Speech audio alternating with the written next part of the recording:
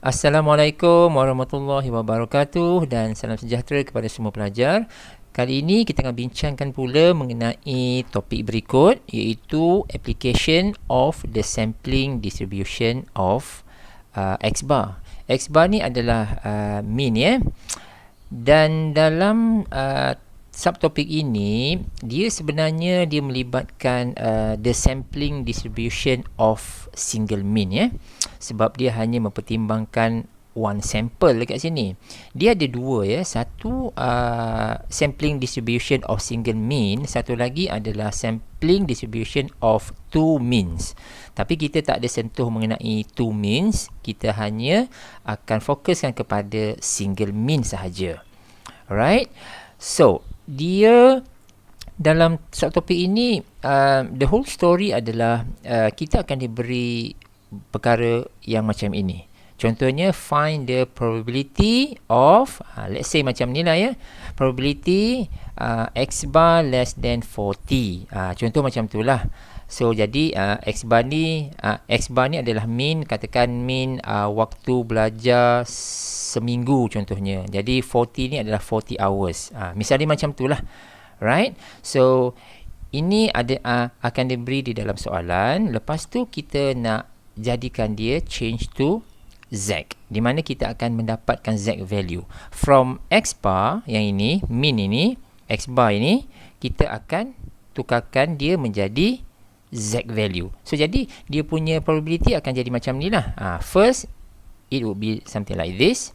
Secondly kita akan tukarkan dia menjadi ini. Nampak? So jadi kita kena tahulah. Saya letak dekat sini question mark kat sini. What is the value of the Z? Macam ni. So kalau untuk the X bar ni 40, Z ni berapa? Okay. So itu cara dia. Dan of course kita akan menggunakan formula. Jadi kalau kita lihat satu contoh kat sini, contoh mudah sahaja. Jadi berikut adalah satu contoh. Kalau kita lihat betul-betul, dia ada dia sama sahaja contoh ini dengan contoh-contoh dalam teaching video yang sebelum ini. Ada bahagian yang dia merujuk kepada population, misalnya macam ni, mean 320 gram, standard deviation adalah 3 gram. Ini adalah mu. Okey, ini adalah mu, iaitu yang melibatkan population 320, dan juga kita ada sigma kat sini yang merujuk kepada population standard deviation 3. Jadi soalan dia kalau kita baca baik-baik, dia akan meminta kita mendapatkan probability X bar ini which lies in between 318 and 319 gram. Ini adalah berat ya. Berat packages chip small ni lah. So jadi apa yang perlu kita buat adalah lepas kita extract all this information, jadi kita akan tukarkan X bar ni kepada Z value for both side. Yang ini. Boleh? Baik, kita lihat sedikit yang ini. Ini sebagai kesimpulan sahaja ya. So, ini adalah sampling distribution of a single mean, dan ini adalah formula yang akan kita gunakan. Ini formula yang kita dah nampak. Nombor 1 kita pun dah tahu yang ini.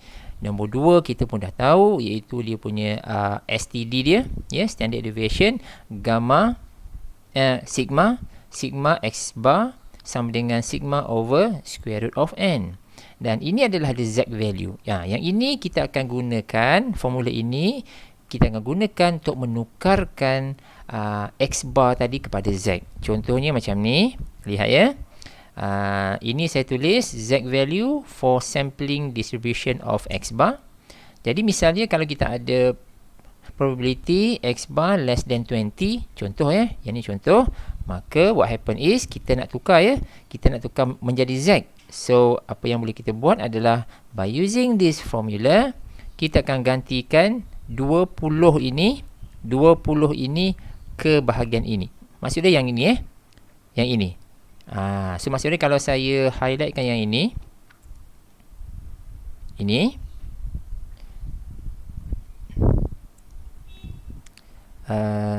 warna merah, Alright. So dari soalan, bahagian yang kita nak masukkan pada probability tu adalah yang ini, this part. Okay. So misalnya kalau diberi X bar tu 20, maka kita akan gantikan 20 tu ke bahagian sini.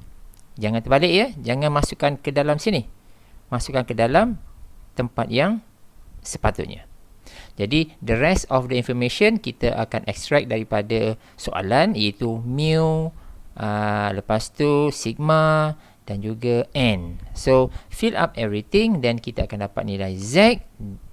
Dan jika saya merujuk kepada soalan example tadi, yang ini sama kan, 318, 319, what happen is 318 dan juga 318 dan juga 319 masing-masing saya akan buat secara berasingan. Saya gunakan formula Z tersebut, saya buat satu per satu. Ya, 318 akan masuk ke sini, this part. Yang mu, sigma dan n daripada soalan tadi tu kita masukkan dan kita akan dapat negatif 2.98. Boleh? Jadi cara yang sama kita gunakan untuk 319 ini. Substitute to this formula and then get the answer. It's going to be minus 1.49. Boleh? So nampak tak? Ini adalah X bar, ini adalah Z. The Z value dah tukar dah by using the formula. So daripada sini kita kena ingat semula dalam teaching video sebelum ini, kita kena lihat table normal untuk obtain apakah value bagi negatif 2.98 dan juga negatif 1.49. So pada peringkat ini kena berhati-hati, ada kalanya kita mungkin perlu melakarkan lengkung normal tersebut. Kan? So kalau perlulah, jika tak perlu, kalau kita dah biasa, then it gonna be easy lah. Tapi kalau kita ada setengah-setengah soalan mungkin agak tricky sikit, mungkin kita perlu buat sedikit lakaran graf normal tersebut untuk melihat bahagian yang sepatutnya kita cari pada table normal tersebut. Jadi ringkas cerita, daripada bahagian negatif 2.98 kita akan dapat 0.0681 dan bahagian negatif 1.49 kita dapat 0.0014 dan kita finally akan dapat 0.0667. Alright, so ini adalah info yang kita perlukan. Yang pertama, guna formula, then kita akan guna table normal. Ini dua ni. Boleh? Baik, dari hasil dapatan yang kita peroleh daripada sini 0.0667, apa yang boleh kita simpulkan? Not just a number, tetapi kalau kita mengambil contoh ini, kita ada nilai purata dia, ya, X bar ni in between 318 dan 319, and finally kita dapat probability dia 0.0667. Maka what we can say about this information adalah berikut. The probability is 0.067 ataupun lebih cantik kalau kita buat 6.67% that the mean will be in between 318 and 319. Nampak tak? So, jadi kita akan nampak sedikit hubung kait penggunaan ataupun hasil dekat sini jika kita comparekan dengan realistic situation. Boleh? So ini akan menjawab, ini adalah ringkasan kepada contoh yang saya tunjukkan sebentar tadi. So jadi most of the question dia akan pusing-pusing dalam bahagian ini sahaja. By using the formula, look at the normal curve, lepas tu kita lihat table normal, dapatkan jawapan, dan kita seterusnya akan dapat jawapan akhir macam ni. Okey, boleh ya? So saya rasa itu sahaja untuk teaching video kali ini. So hope you enjoy the video. See you in the next video. Thanks for watching.